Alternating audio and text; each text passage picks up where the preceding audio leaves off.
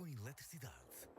Carregue com encomendas, horários, prazos e parcerias.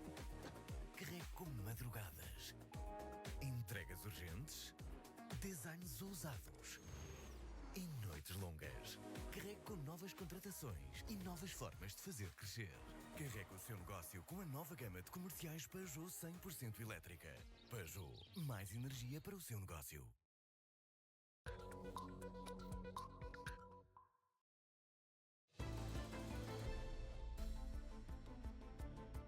No caso das gêmeas, a ex-secretária de Lacerda Salles garante que contactou o Hospital de Santa Maria a pedido do antigo secretário de Estado. Diz que a ordem surgiu depois da reunião com Nuno Rebelo de Sousa. Hoje é dia de luto nacional pelos 7 mortos nos incêndios. As populações afetadas pedem ajuda ao governo. Arderam mais de 120 mil hectares. Israel assassinou o chefe de operações do Hezbollah num ataque na capital do Líbano. Benjamin Netanyahu adiou a viagem programada para os próximos dias aos Estados Unidos. Boa noite, está com a edição da noite, seja bem-vindo. Começamos pela tensão no Médio Oriente. Numa tensão crescente com o Líbano, um ataque aéreo israelita esta tarde matou pelo menos 10 comandantes do Hezbollah. Isto já depois do líder do grupo ter prometido uma resposta a Israel por causa das explosões dos pagers e dos walkie-talkies que mataram quase 40 pessoas em Beirute. Algumas imagens que se seguem podem impressionar. O ataque aéreo israelita atingiu 2 prédios nos subúrbios a sul de Beirute, tradicional reduto do Hezbollah.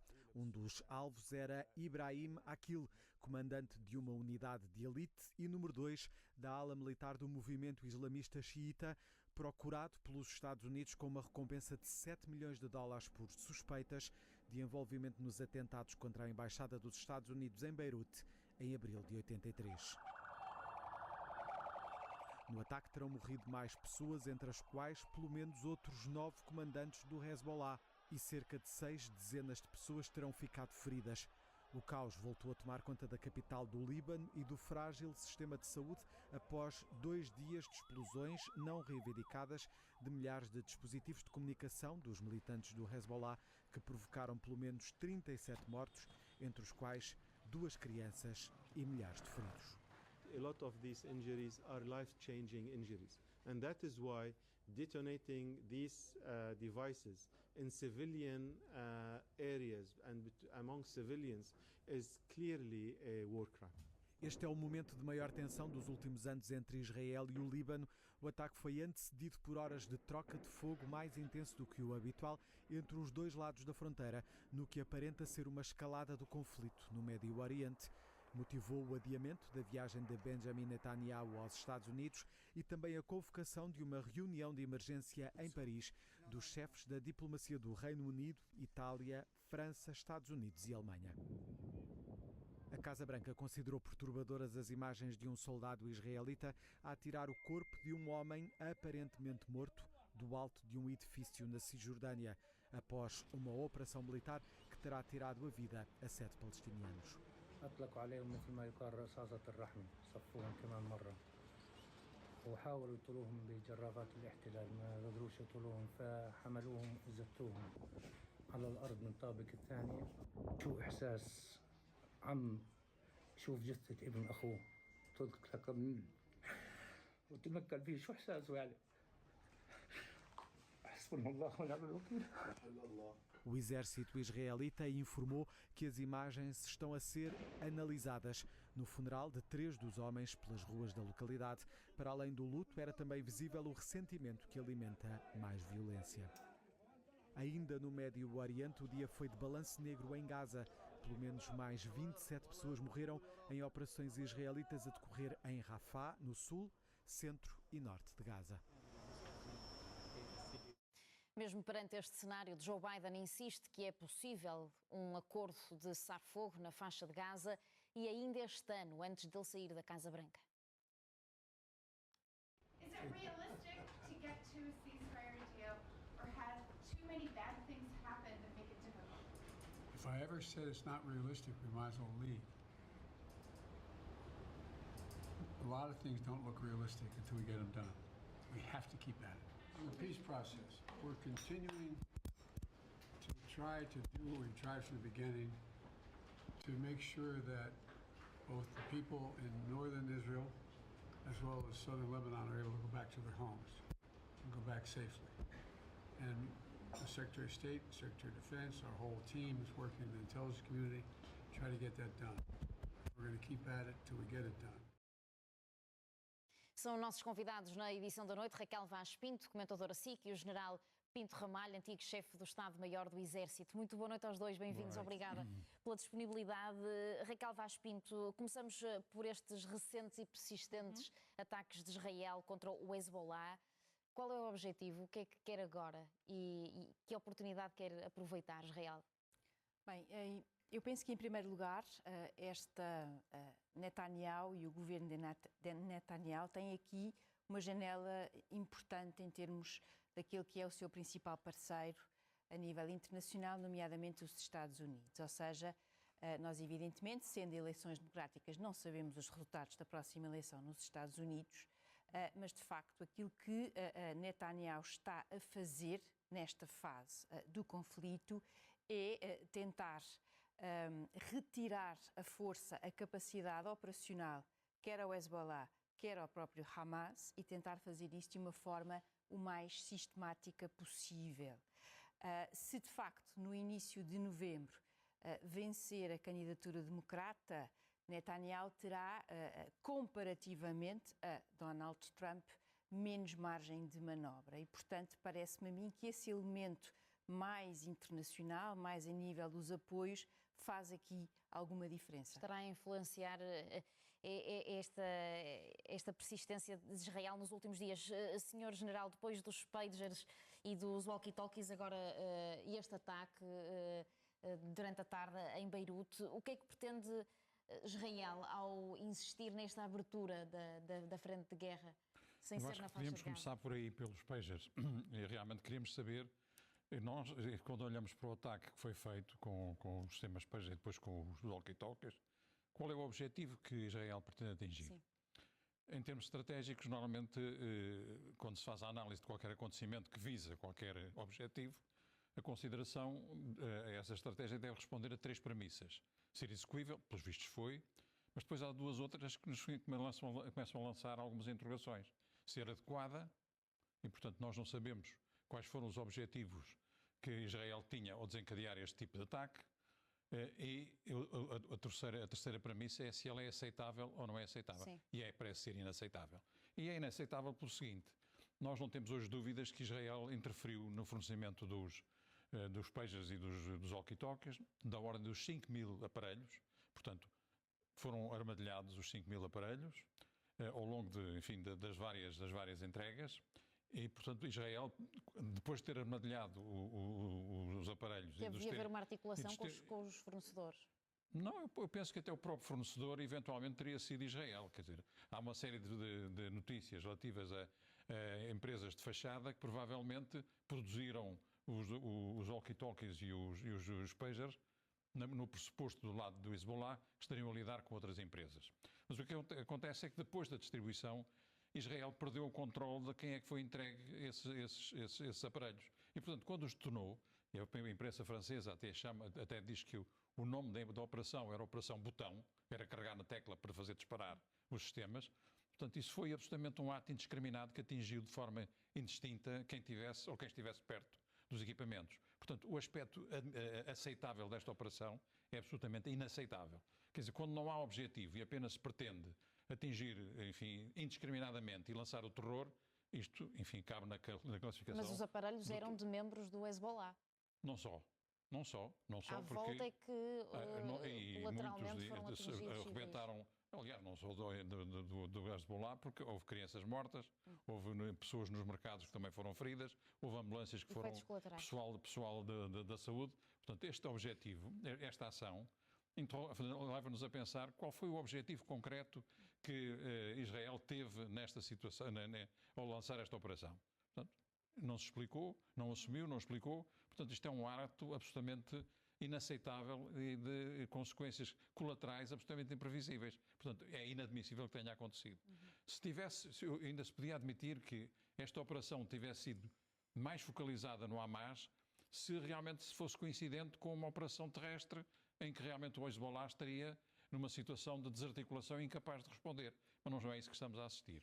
Estamos a assistir, só para terminar, estamos a assistir a esta operação que ocorreu na terça e na quarta-feira, e agora estamos a assistir a uma operação absolutamente cirúrgica, que foi aquela que atingiu, à semelhança daquilo que nós conhecemos, os comandantes do Hamas, e ataques aos lançadores. Portanto, quando se diz que, quando as potências ocidentais vêm dizer que se apela à contenção e não a evitar o risco de escalada, nós estamos num processo de escalada indiscutível. Sim. Portanto, Israel escalou já esta situação de uma forma indiscutível. E acha que pode ter a ver, de facto, com a perda de apoio que pode estar para vir, caso a presidência dos Estados Unidos mude, como ainda há pouco a Raquel Vaz Pinto mencionava? Tudo cabe nessa avaliação, mas há um aspecto também interessante, é que Netanyahu disse que a guerra passou, agora o foco da guerra passou para o norte, para desviar as atenções da faixa de Gaza. E há aqui um outro aspecto que está perfeitamente esquecido, que é a questão dos reféns. Os reféns já não são um objetivo de Netanyahu. Aliás, nós tivermos presente aquilo que foi dito por Netanyahu, que perante a segurança de Israel e a vida dos reféns, era a segurança de Israel que estaria primeiro, portanto, os reféns são uma terceira prioridade. Raquel Vaz Pinto, depois de 7 de outubro, Israel disse que o seu objetivo era acabar com o Hamas, com a incursão na faixa de Gaza, para levar isso a cabo, e chegados aqui, têm sido muitas as críticas de que Israel está a levar a cabo, sim, um massacre. O que lhe pergunto é sobre o apoio do Ocidente, não só do grande aliado norte-americano, se pode começar a ser cada vez mais ou menos, a diluir-se. É? Neste caso, ou menos, não é? Menos. Essa é, sem dúvida, uma possibilidade. Os Estados Unidos são, evidentemente, aqui uma peça fundamental, por todas as razões que são óbvias. E também, por outro lado, porque há, de facto, aqui, até mesmo dentro dessa coligação ocidental, há também aqui questões internas. Ou seja, há muitos países que têm, por razões internas diferentes, conjunturas muito próprias. Dito isto, parece-me sinceramente, tenho algumas dúvidas que haja essa maior prudência ou essa maior contenção, também porque me parece que, do ponto de vista muito prático, aquilo que Israel neste momento está a fazer, e aqui, embora penso que discordo um pouco do Sr. General, neste sentido explícito, esta operação que foi feita dos pagers e dos walkie-talkies, eu penso que o objetivo de Israel é um objetivo claro, é o de introduzir dentro do Hezbollah, que não tem parado os ataques no norte de Israel, também é bom referir esse elemento, é introduzir nesta organização um elemento de desconfiança, um elemento de terror, neste sentido de pensar duas vezes num conjunto de operações. E, sobretudo, porque vai obrigar o Hezbollah a internamente a repensar todos os seus mecanismos de comunicação e, por outro lado, também perceber como é que foi possível falhar em toda a linha. Como ontem aqui um analista dizia, baixa a moral do Hezbollah. Baixa a moral e, sobretudo, enfraquece do ponto de vista mais operacional, ou seja, enfraquece do ponto de vista daquilo que é a articulação no terreno, bem como o ataque de hoje, que obviamente tem sido dirigido a uma figura em particular e a outras figuras. Ou seja, eu acho que foi aqui na ótica apenas, não do admissível ou não admissível, na ótica apenas do objetivo por parte de Israel, é mais uma vitória tática do que propriamente uma vitória a nível estratégico. Essa parece que, à medida que vamos também avançando, o próprio Netanyahu, que tem, do ponto de vista político, todo o interesse em manter este conflito e alargar, aliás, este conflito. E porquê? Porque, do ponto de vista interno, há muita discussão justamente não só sobre a questão dos reféns que o Sr. General destacou, mas também porque há, dentro da sua coligação, a parte mais radical não aceita de todo que Israel não fique presente do ponto de vista muito forte na faixa de Gaza no pós-guerra, e também tem uma política e entende a expansão dos colonatos israelitas ilegais na Cisjordânia de forma muito ativa. é essa facção da coligação da qual, politicamente, o próprio Netanyahu, neste momento, depende para sobreviver do ponto de vista político e continuar no governo. Sim. Sr. General, parece-lhe que Netanyahu acabou por aproveitar a guerra na faixa de Gaza, o ataque que Israel foi alvo e depois o início da resposta para, a partir daí, disparar para todo o lado, literalmente? Tem estado a fazê-lo nesse sentido, tem estado a fazer isso. Mas eu gostaria também de acrescentar aqui um ponto relativamente ao aspecto, a tal vitória tática. Repare que nós estamos a lidar com duas culturas distintas. Para quem é morto tem significados completamente diferentes. Portanto, Israel criou 3.000 mártires no Hezbollah. Portanto, e não necessariamente não pode ter a certeza se todos aqueles elementos eram, digamos, guerrilheiros ou elementos ativos da organização. Podiam ser outros, podiam ser simpatizantes. Aliás, o Hezbollah faz parte do Parlamento de libanês. Portanto, não sabemos quem é que atingiu. Atingiu 3.000 e tal indivíduos. 32 mortes, ou 37 mortes, cerca de 3.000 e tal feridos, 300 em estado crítico. Portanto, dizer que aqui baixou o moral ao Hezbollah, não arriscava realmente esse pensamento, porque não sei, quer dizer, a cultura é completamente distinta e morrer é uma libertação para quem, enfim, quem é islâmico, não tem da visão da morte exatamente aquela que nós temos. Portanto, punha alguma prudência nesse abaixamento do moral do Hezbollah. Por outro lado, penso que isto levantou um problema, certamente, pelo menos temporário, mas para tudo há soluções, quer dizer, há medidas e contramedidas. E, portanto, certamente neste momento já ninguém pensa em utilizar pagers ou walkie-talkies para fazer todas as ações de coordenação e, portanto, isso terá a ser. Isso não baixa a moral do Hezbollah. Portanto, não vejo que daí haja um abaixamento ou uma vantagem para Israel. E ele perguntar também, Sr. General, sobre o tal objetivo de Netanyahu, se a faixa de Gaza, quando começa a incursão em resposta ao ataque de 7 de outubro, já tinha na mira outros alvos. Repare que a guerra neste momento é uma tábua de salvação para Israel, para Netanyahu. E há também a ideia muito concreta de que no norte há 60 mil israelitas que saíram das suas casas. Portanto, é uma situação com a qual Netanyahu tem que viver. Quer dizer, porque os ataques do Hezbollah no norte têm-se mantido desde o 7 de outubro.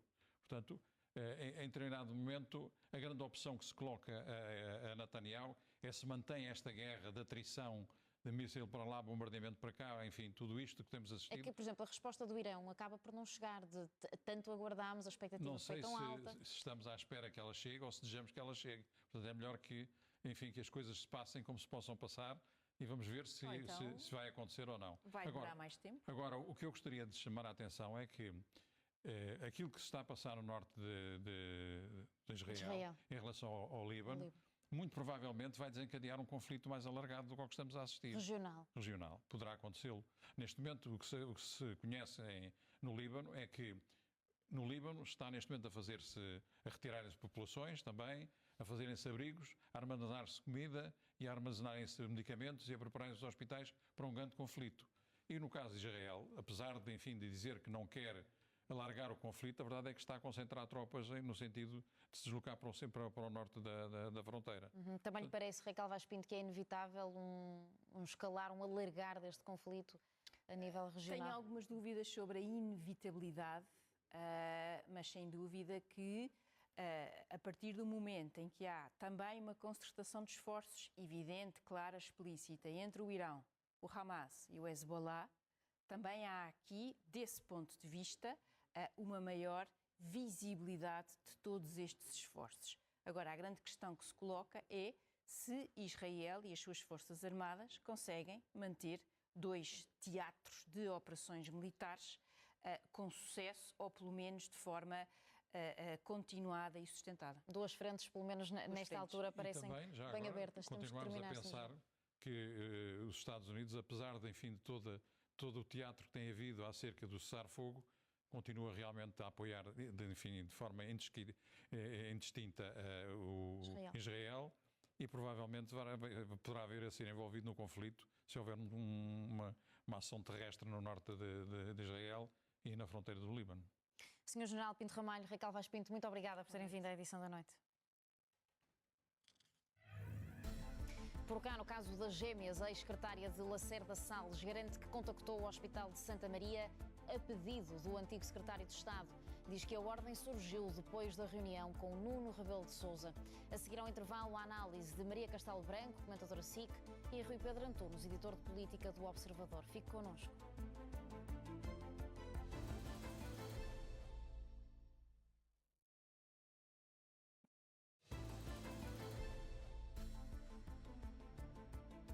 Fernando Medina não sabe se vai haver um entendimento entre PS e Governo, isto depois do Presidente da República garantir que dissolve o Parlamento se o documento não passar.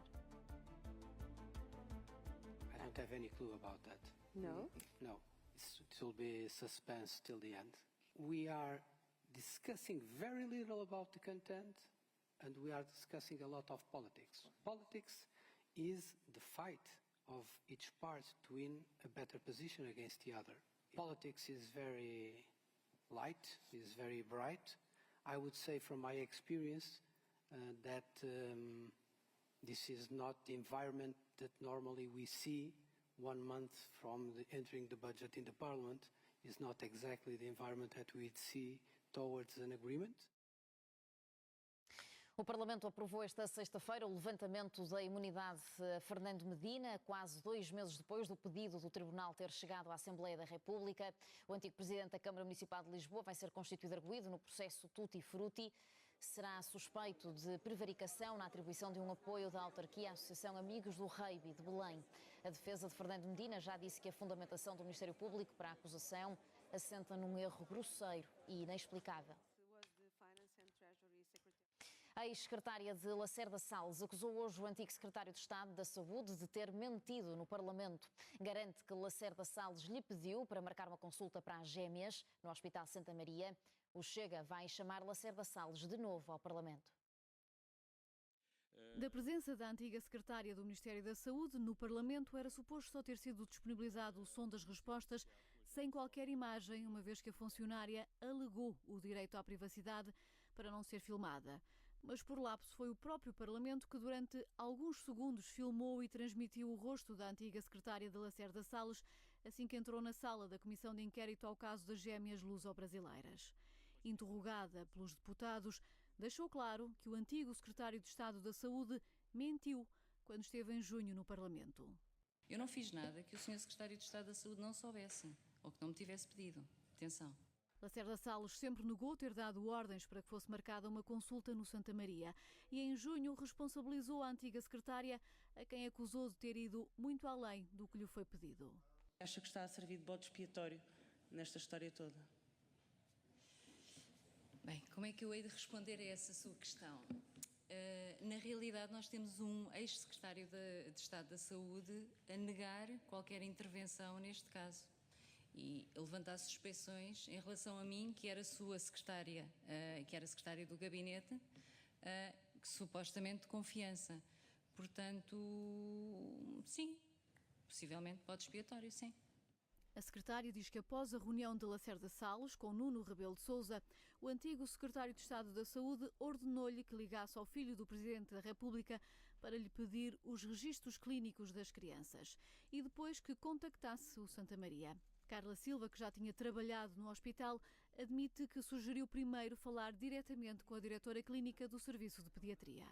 A escolha sobre com quem falar dentro do hospital foi sua, a partir da ordem de falar com o hospital, é isso? Com o Sr. Secretário de Estado, sim, claro que sim. Seguiu-se um e-mail para o Hospital de Santa Maria para encaminhar o caso. Arrepende-se de alguma coisa? Teria colocado o Sr. Secretário de Estado em contacto diretamente com o hospital. E eu sou sincera, eu achei que não era de todo relevante e não coloquei o Sr. Secretário de Estado em CC. Questionada se nos últimos meses foi alvo de pressões, contou que Lacerda Salles lhe pediu um encontro que nunca aconteceu. Eu recebi uma mensagem do WhatsApp do Sr. Secretário de Estado, do Dr. António Lacerda Salles agora, a pedir para nos encontrarmos nos jardins, inclusive aqui da Assembleia da República, porque precisava de me fazer uma pergunta. Na altura o caso já era mediático, mas eu decidi não me expor porque eu não sabia o que é que estava por trás da pergunta que o Sr. Secretário de Estado me pretendia fazer. Por ser primeiro-ministro à data dos factos, António Costa pôde responder por escrito à Comissão de Inquérito. Questionado se entende que os secretários de Estado podem assumir a responsabilidade política das ações das suas secretárias, respondeu: os membros do governo são politicamente responsáveis pelos seus atos e omissões e, consoante a situação concreta, por atos e omissões de quem está sob a sua direção ou tutela. O Chega já anunciou que vai chamar novamente Lacerda Salles ao Parlamento por ter sido flagrantemente contraditado. Muito obrigado, doutora Carla Silva. Senhor Presidente, eu quero só fazer uma última intervenção, se me permite. Eu quero agradecer a todas as pessoas que acreditaram em mim desde o início, que me apoiaram, e a verdade vence sempre. São nossos convidados na edição da noite Maria Castelo Branco, comentadora SIC, e Rui Pedro Antunes, editor de política do Observador. Muito boa noite aos dois, bem-vindos e obrigada por estarem connosco. Rui, vou começar por ti, pela resposta de António Costa a esta Comissão Parlamentar de Inquérito às Gêmeas. Disse que um secretário de Estado é responsável pelos atos e omissões de quem trabalha na sua dependência, como se não bastasse. A própria secretária de Lacerda Salles, na altura, disse que só cumpriu ordens naquele contacto que fez com o Hospital de Santa Maria por causa das gêmeas. Que dia foi este para Lacerda Salles?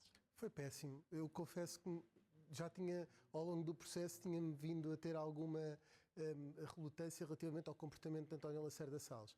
Confesso que quando ele chorou a primeira vez, quando comunicou a morte de um caso de Covid, e me enganou, porque eu achei está ali um governante simpático, parecia quase o avô do UP, alguém com quem era fácil criar empatia.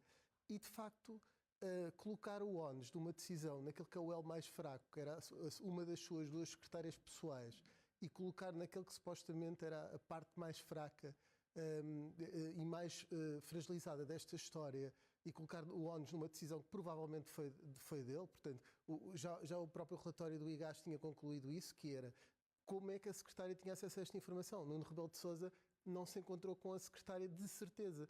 Foi a seguir à reunião com António Lacerda Salles. E eu acho que é especialmente criticável o facto... António Costa põe tudo nos termos certos, que é, mesmo que tivesse sido ela por recriação dela, o responsável por aquela pessoa é quem no fundo, é o responsável hierárquico dela. E, portanto, ele seria sempre responsável. Mas é pior do que isso. É alguém que se aproveita da sua posição de poder para colocar as culpas noutra pessoa. A menos que António Lacerda Salles venha provar que ela agiu por ela própria e que ele nunca houve nenhum contacto, o que me parece muito difícil, porque não é plausível. É difícil de acreditar nisso. E, portanto, sim, foi um dia muito mau António Lacerda Salles. Se já havia poucas dificuldades de um dia ele ter qualquer tipo de carreira política, neste momento eu creio que hoje foi o dia em que se pôs a pedra final em cima daquilo que seria a carreira política de António Lacerda Salles. Não podia ser pior. E só mais um ponto, que é mentir numa comissão de inquérito parlamentar é igual a mentir num tribunal. É um crime similar ao de perjúrio. E ele vai ter que responder por isso. Há um que está a mentir e é mais plausível neste momento, enfim, mas não quer ser eu acusado de difamação, ser o secretário de Estado que está a mentir, porque é mais plausível ter sido ele a dar a ordem do que o contrário. E nesse caso eu acho que ele está em apuros. Sim, e por isso mesmo, Maria, o Chega já disse que o quer ouvir de novo no Parlamento. Faz sentido neste caso? Bom, o Chega está aqui numa posição muito complicada, porque sabemos que esta Comissão Parlamentar de Inquérito foi pedida pelo Partido Chega contra a vontade dos outros partidos. Existiu porque o Partido Chega o pode fazer, e é assim a democracia, mas foi uma Comissão Parlamentar de Inquérito que teve poucos resultados para o Chega. Nós ouvimos muito o Chega no início desta legislatura, no início desta Comissão Parlamentar de Inquérito, com muito espaço mediático, a conseguir marcar a agenda, e cada vez menos neste momento a conseguir aquilo que quer, que é efetivamente a conseguir marcar a agenda política, até porque uma das intenções ficou muito clara de André Ventura, desde o início, era tentar fragilizar o Presidente da República, e o Presidente da República, ao que parece, sairá ileso deste caso, sem qualquer tipo de problema em cima da principal figura do Estado, da primeira figura do Estado. Portanto, em princípio, não haverá nada com a Casa Civil e com o Presidente da República. Cai, como o Rui dizia e bem, cai um pouco em cima de Lacerda Salles, que hoje foi quase imolado em público. Foi o António Costa, o ex-primeiro-ministro, o seu ex-primeiro-ministro, a dizer, bom, então as responsabilidades são do Sr. Lacerda Salles, e a sua própria secretária, que entretanto foi colocada, como o Rui dizia, cai muito mal mesmo que tivesse sido a secretária a agir por conta própria, uma pessoa que teve responsabilidades políticas e responsabilidades sobre uma pessoa que decidiu contratar para o seu gabinete, e tinha sido há uma semana que a tinha contratado, dizer que esta pessoa está a agir. Então, mas se ela agiu completamente sem conhecimento do Sr. Secretário de Estado, o que é que isso também diria sobre a ação do Secretário de Estado, não é? Não sabe o que é que a sua secretária está a fazer em seu nome, a contactar hospitais, isso também o põe, qualquer das coisas põe em muito maus lençóis. Desautorizou completamente. Ela diz que se sente um bola de expiatório neste caso, foi a expressão que usou. E eu compreendo-se, de facto, se verificar que foi Lacerda Salles a ordenar à sua secretária que contactasse o hospital, como aliás a secretária tem o Carla Silva tem um e-mail que comprova mais ou menos em princípio, porque há um e-mail de agradecimento a Lacerda Salles que é enviado a Carla Silva para reencaminhar a Lacerda Salles, portanto, ao que parece haveria algum conhecimento de Lacerda Salles, não se sabe qual era a extensão do conhecimento, mas em princípio haveria conhecimento e, portanto, Carla Silva tem este e-mail para se proteger. Resta a Lacerda Salles provar porque é que diz que a sua secretária, que estava há uma semana a trabalhar com ele, de repente está a agir em seu nome, a tentar marcar consultas com um hospital, num processo que é grande, não é? E, portanto, quanto mais não seja, mesmo que seja verdade, e que a Carla Silva não tenha sido um bode expiatório, então o que é que Lacerda Salles estava a fazer exatamente? Como é que deixa a sua secretária fazer uma coisa destas? Bom, porque nós estamos aqui, interessa lembrar, nesta comissão de inquérito, a tentar apurar as responsabilidades políticas, porque nós temos, enquanto cidadãos, o direito de saber o que é que os representantes dos cidadãos estão a fazer com as suas responsabilidades que lhes são entregues em democracia. E, portanto, neste caso, mesmo que não seja nada, é no mínimo desautoriza a Lacerda Salles de uma forma complicada. Antes de passarmos para o orçamento, Rui, penso que é uma boa ponte ouvir-te sobre Marcelo Rebelo de Sousa. Concordas com a Maria que desta Comissão Parlamentar de Inquérito não sai beliscado, como a opinião da Maria ainda agora era invocada, que era o objetivo de André Ventura, era manchar a imagem de Marcelo Rebelo de Sousa? Concordo em absoluto com o que a Maria disse. Porquê? Marcelo Rebelo de Sousa, quando começou esta comissão, corria o risco de muita gente vir desmentir aquilo que era a versão dele. E dizer, em algum momento, aparecer uma cunha vinda da Presidência da República bastante clara e que não fosse indireta, que pudesse, de alguma forma, beliscá-lo. E creio que ele não sai completamente imune. Aliás, por exemplo, há dias a Presidência da República divulgou a lista de pedidos do filho, que eram mais os recusados que os aceitos, mas muitas vezes as pessoas podem olhar, ok, mas aceitou 4 ou 5 pedidos do filho e se calhar se não fosse filho dele, a Presidência não tinha seguido com esses pedidos. E, portanto, logo aí há sempre belisca um bocadinho a imagem do Presidente, não há forma de não beliscar. Mas comparado, como a Maria dizia, com aquilo que era a expectativa do Chega, de queimar o Presidente enlumbrando com esta comissão, eu creio que não aconteceu de todo. E nesse aspecto, até agora, todas as pessoas que lá foram disseram não falei com o Marcelo Rebelo de Sousa, não me deu nenhuma indicação, ao contrário do que aconteceu hoje com António Lacerda Salles. Vamos então olhar para o orçamento. O Presidente Maria pressiona o Governo e a oposição ao deixar claro que há eleições antecipadas, caso o orçamento não avance. Da última vez esta ameaça ou este aviso não funcionou, e agora?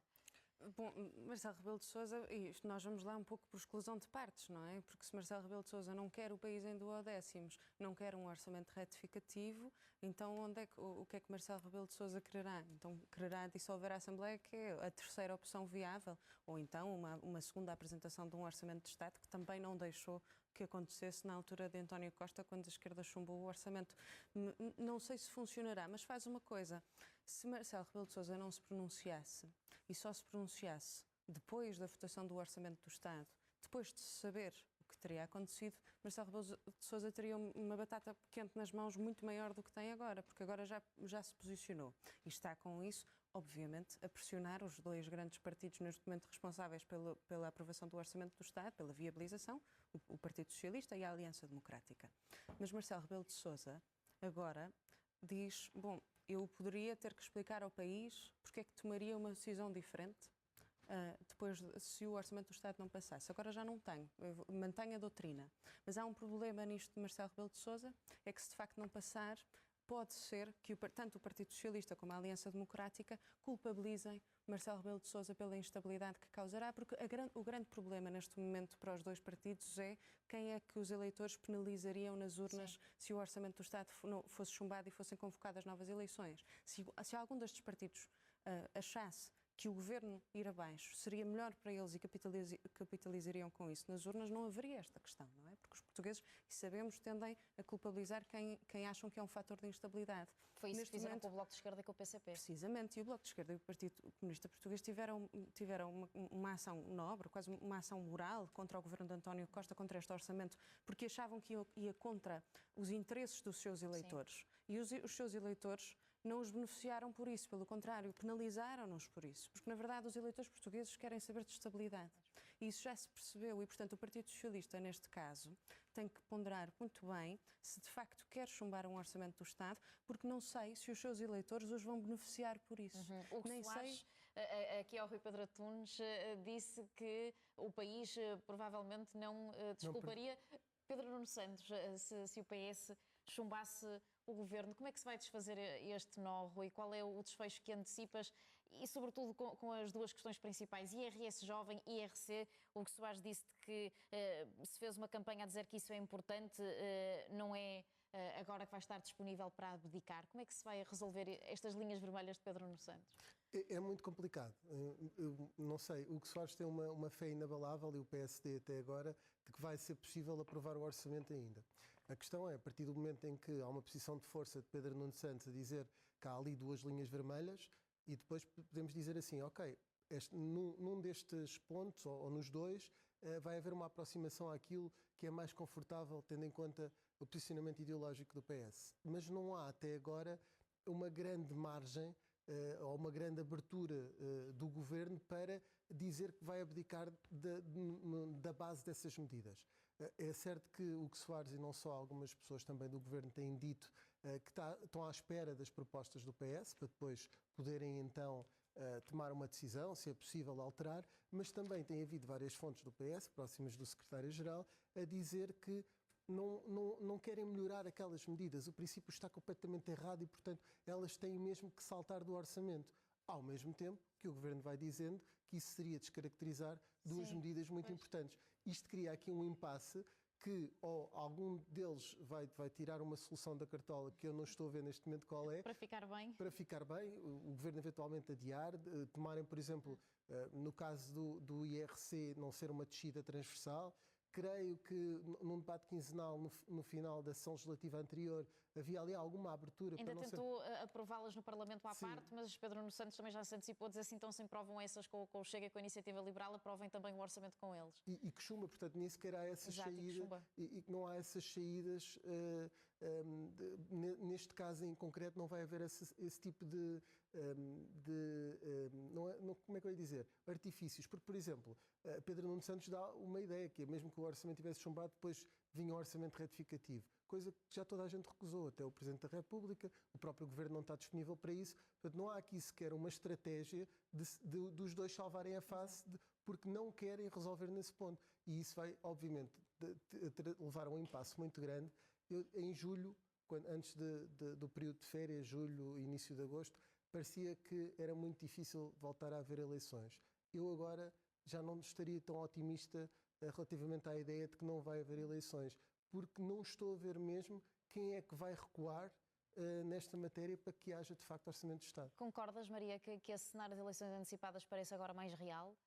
Eu não sei porque o Rui dizia com razão. Nós, depois das eleições europeias, achávamos que se calhar o orçamento passava. Antes das eleições europeias achávamos que não. Antes disso achávamos que sim, que passaria, porque o programa do governo foi aprovado e, portanto, estamos sempre aqui nesta... E eu acho que toda a gente está. Isto é uma coisa que provavelmente une muito o país e une muito o espectro político todo, não? Não me parece... Menos provavelmente o Partido Comunista Português, que por ele e o Bloco de Esquerda, por ele o orçamento chumba mesmo. Mas, de resto, parece que os partidos estão sempre a tentar encontrar a solução correta para os seus eleitorados.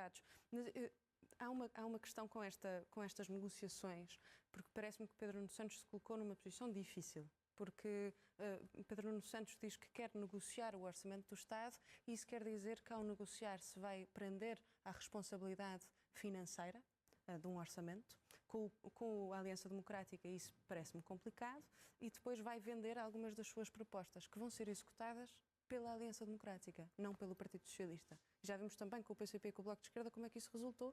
Neste momento as suas propostas são legados de António Costa, não são propostas dele. Veremos como é que tudo termina. Maria Castelo Branco, Rui Pedro Antunes, muito obrigada por terem vindo à edição da noite. Com todos os grandes incêndios dominados, é tempo de fazer contas e balanços. Em 6 dias arderam mais de 120 mil hectares em todo o país. A seguir ao intervalo, a análise de António Louro, presidente da Federação Fórum Florestal. Continuo por aí.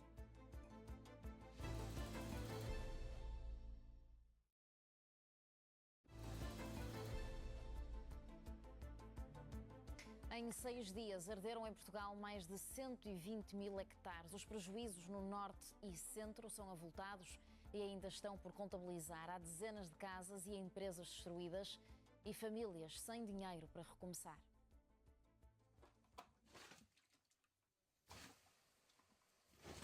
Já perdeu a conta aos baldes cheios que carregou e o chão ainda arde.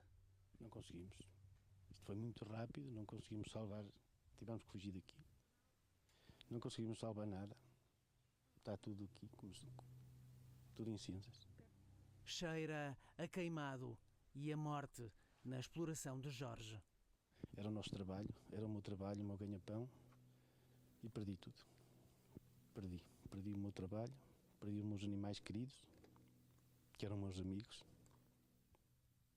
O que fica agora? Agora fica a dor, fica eu querer desistir, mas felizmente tenho a minha esposa que não me deixa e os meus amigos. E é aí que eu tenho que trabalhar. 120 animais de uma raça protegida, encurralados pelo fogo. Isto era a raça autóctone transmontana, raça pura, protegida. Cada animal destes vale superior a 200 euros. Cerca de 100 animais. É muito dinheiro.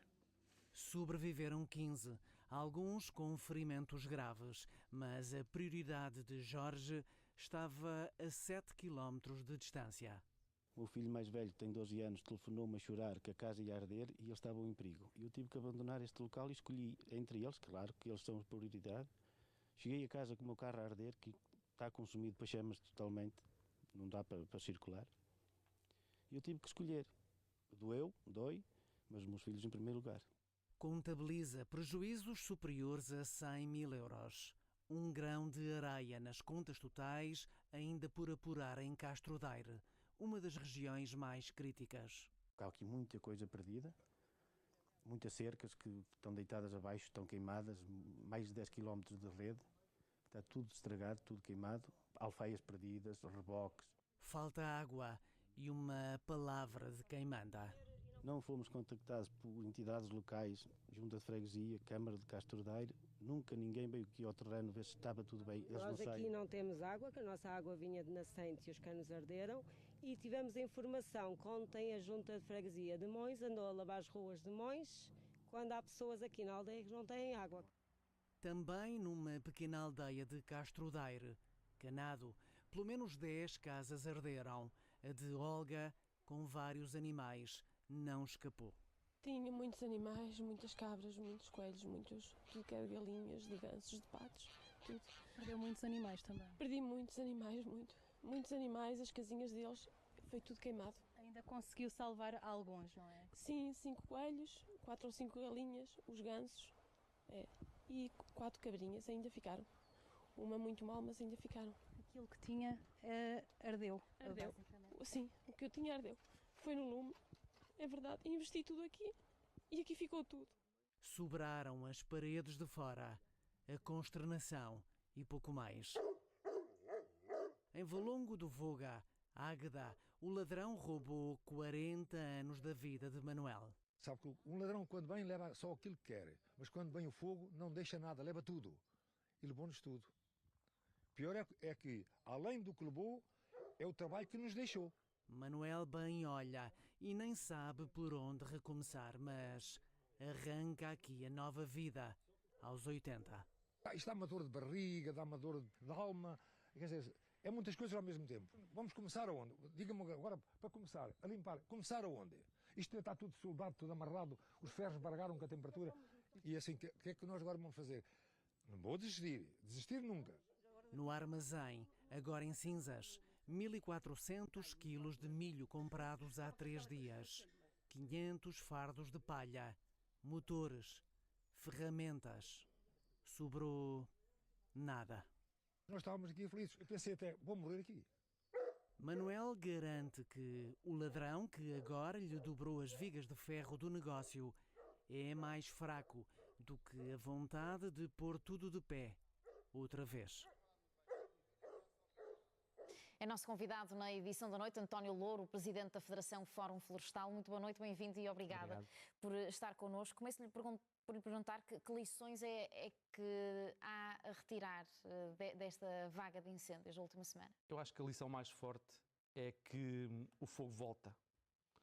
Já tínhamos aprendido isso em 2003, reforçámos em 2017 e agora voltamos a ser confrontados com isso.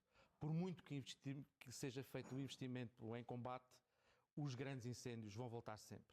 E vão voltar para o futuro. E não devemos esquecer isso. Temos que nos preparar o melhor possível para diminuir as suas consequências, mas quando olhamos para a história destas regiões, na década de 70 tiveram um incêndio de 5.000 hectares, na década de 80 tiveram 15.000, na década de 90 tiveram 30.000 e agora estamos em 100.000 e em 200.000. Portanto, estamos num processo de agravamento que as alterações climáticas estão a exponenciar, mas que têm por base um colapso de um sistema de gestão do território baseado na aldeia, no pequeno agricultor, que desapareceu, que saiu e não foi substituído.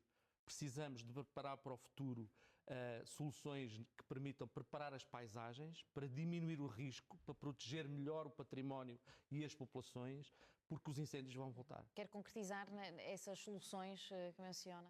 Aquilo que nós aprendemos em 2013 é que precisávamos.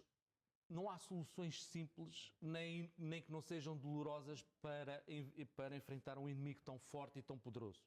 Portanto, situações tão perigosas e drásticas como aquelas que estamos a enfrentar exigem da sociedade e dos produtores florestais também esforço, também capacidade de sacrifício. E nesse sentido temos que nos mentalizar todos que é preciso uma mudança profunda na forma como estamos a olhar para os territórios e naquilo que está a ser investido nesses territórios. Nesse sentido, em 2013 aprendemos que precisávamos de projetos grandes, criaram-se as ZIFs, não lhe demos dinheiro. Em 2017 percebemos que as ZIFs não tinham funcionado porque não tinham tido recursos e então em 2017 e 2019 reforçámos essa figura para fazer gestão conjunta do território e demos-lhe dinheiro do PRR. Quisemos-lhe dar uma força tão extraordinária que fizemos um processo muito exigente que exige que 10 entidades da administração pública se coordenem para aprovar esses projetos. Isso é bom, dá-lhe robustez, dá-lhe força jurídica. Demorou muito tempo. Neste momento estamos num momento muito especial. Temos projetos aprovados, com orçamento, para começar a dar os primeiros passos, a ajudar-nos a alterar a nossa paisagem, criando paisagens mais sustentáveis em termos ambientais, mais preparadas para os próximos fogos e mais preparadas para proteger as populações. Mas como é que é possível ordenar 3 milhões de hectares de floresta? Olha, é por uma lógica coerciva, nomeadamente a da limpeza dos terrenos? Há uma coisa que eu tenho a certeza. É da mesma maneira que os esquimós dizem que se comem as baleias. É às fatias fininhas. E, portanto, é com pequenos projetos, um de cada vez, colocando esses projetos a funcionar, fazendo com que eles sirvam de áreas de demonstração, atraindo com os proprietários, demonstrando a eficácia desses projetos. Mas pode dar um exemplo prático como é que isso concretiza? Um a um, vai ser possível irmos à la longue, porque é preciso também tirarmos essa lição. Vai demorar muito tempo até baixarmos o risco da paisagem portuguesa a norte do Tejo. E isso tem que ser uma consciencialização da sociedade. E, portanto, mas como vamos é que ter novos... É por uma lógica punitiva? Gerindo combustíveis. Não se faz obrigando as pessoas a limpar. Nós temos que trabalhar com inteligência. É uma coisa cara, difícil de fazer a limpeza e, portanto, temos que utilizar isso num sentido estratégico, dirigindo esse esforço com inteligência aos locais certos, nos momentos certos. Nós não podemos limpar tudo, não é possível. Mas temos que gerir com inteligência esse esforço e esses recursos para tentar baixar o nível de risco em muitos sítios da nossa paisagem para que esses locais possam ser utilizados depois no combate como áreas de contenção. Agora, não é possível limpar tudo e é preciso que ser capazes de criar economia. Porque se a própria paisagem não criar riqueza, não for capaz de produzir matérias-primas, não houver economia no território, não é só com subsídios que é possível. Faz-se investindo com inteligência em setores estratégicos como o eucalipto, que tem potencial para criar riqueza, faz corrigindo alguns e muitos disparates que andamos a fazer na fileira do eucalipto, faz-se investindo na fileira do pinhebravo, que tem um enorme potencial, tem fileiras que dependem dele, tem veículos para exportar e para valorizar, faz-se investindo no setor do sobreiro, que tem um enorme potencial de desenvolvimento e que está, neste momento, em excelência em muitas áreas do nosso país, em termos de capacidade de adaptação a esses novos territórios. Faz com inteligência, estudando o território, vendo as viabilidades que ele tem, apostando nos setores em que é possível gerar maior valor acrescentado, e faz também, é preciso assumi-lo, apoiando estes projetos na fase ambiental, pagando as externalidades ambientais que ele produz. Não é possível continuarmos a ter um fundo ambiental que tem 1,8 mil milhões de euros e depois no território do fundo ambiental saem 60 ou 70 milhões de euros apenas por ano para ajudar o território e a floresta. Não pode ser. Precisamos de mais recursos se queremos ter mais resultados. E eu tenho a certeza que é possível gerarmos economia que vai compensar esse esforço acrescido. Só um último apelo. Neste momento estão aprovados 70 projetos de áreas integradas da gestão da paisagem. Esses projetos são aquilo que nós aprendemos enquanto país com os incêndios de 2003, 2017, 2019. Têm orçamento para executar. Estamos preocupados que o tempo do PRR não é muito compatível com o tempo que estes projetos precisam. Precisávamos de mais tempo. Mas neste momento é preciso chamarmos os proprietários, é preciso que os proprietários sintam que também têm a obrigação de colaborar e de fazer um esforço de participação. Temos todos que ceder um pouco da nossa autonomia para viabilizar projetos que são importantes para a comunidade, para o concelho, para os territórios e para o país. E para isso o tal retorno que fala é importante. Estes últimos dias arderam mais de 120 mil hectares. Eu gostava de ouvir sobre como é que descreve esta dimensão em 6 dias. São de facto o conjunto climatérico e meteorológico perfeito, ou a task force que agora o Governo vai dedicar aos incendiários deve ter aqui também um peso neste resultado? Qual é a sua opinião? As condições climatéricas foram extremas. Quando vamos ver o índice de risco de incêndio florestal, o FWI, ele atingiu para aqueles concelhos um valor quase 25 vezes superior ao normal. É um valor que não acontece, aliás, não tinha acontecido nos últimos 25 anos haver um período temporal com um risco de severidade de incêndios tão elevado. E, portanto, são condições absolutamente extraordinárias que geram aquele cenário. E temos que perceber que isto está a entrar em rotina. Nós, em Mação, tivemos incêndios em 2017 a consumir 1000 hectares à hora. Portanto, são coisas, são fenómenos novos que nós não estávamos habituados, que vêm da preparação da nossa paisagem para este tipo de eventos, vêm da junção de condições climatéricas ideais para acontecer, e temos que constatar uma questão muito simples. É completamente impossível qualquer sistema de combate no mundo fazer frente a eventos destes.